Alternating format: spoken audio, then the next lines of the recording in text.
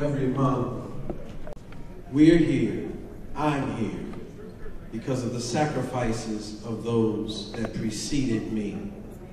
I am grateful for the sacrifice of the generations that came before me.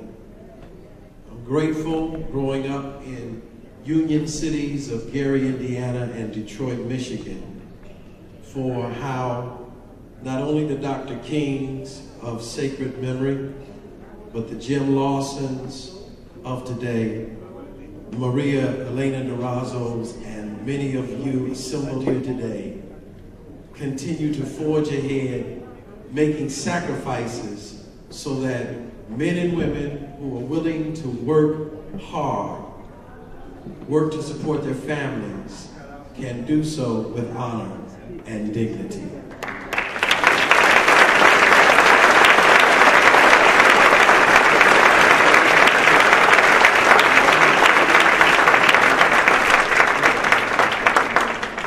Dr. King, in 1968, the early part of that year, went to Memphis. And of course, it was in Memphis that he was assassinated. But he made several trips there on behalf of sanitation workers. Many of them African American who were not paid the same white wages as their white counterparts. And if they stayed home because of severe weather, thunderstorms, snowstorms, what have you, they would not be paid. And so he was engaged in galvanizing an army of poor people, of working people, so that the American dream could be realized by all people. And so today we find ourselves still in a class war where warfare has been declared on working class America and all of its.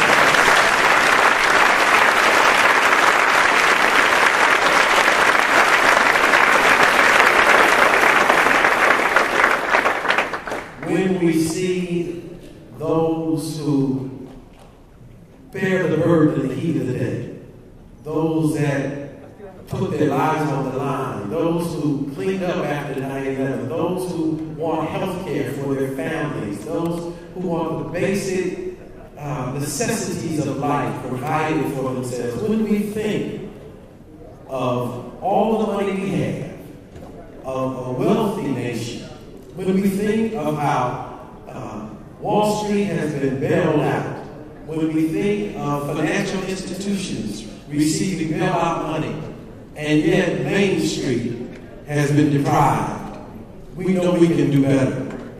We are not going to sit down and take it while those who do not have any sensitivity try to play on our fears, our phobias, our prejudices, and try to defy us.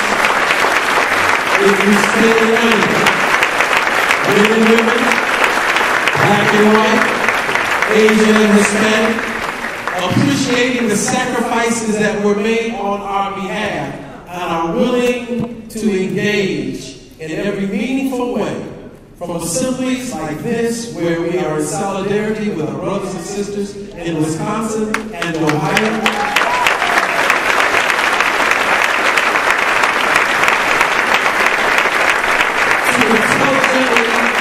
exercising our privilege and hard-earned right to vote into office, people who care about people.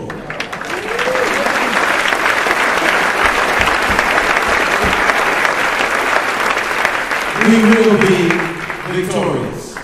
We're going to have to be vigilant because there are many corporate entities that are raising money and using money to try to defeat the cause of labor, to break and bust unions, and to depress us. We shall not be moved. We will not be moved.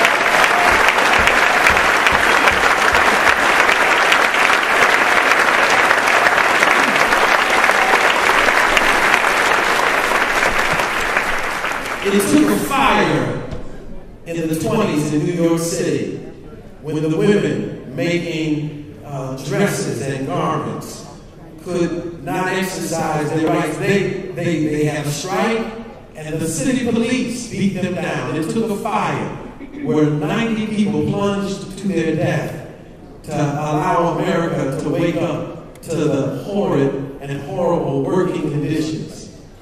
Beloved, we've come a long way, but we have a long way to go.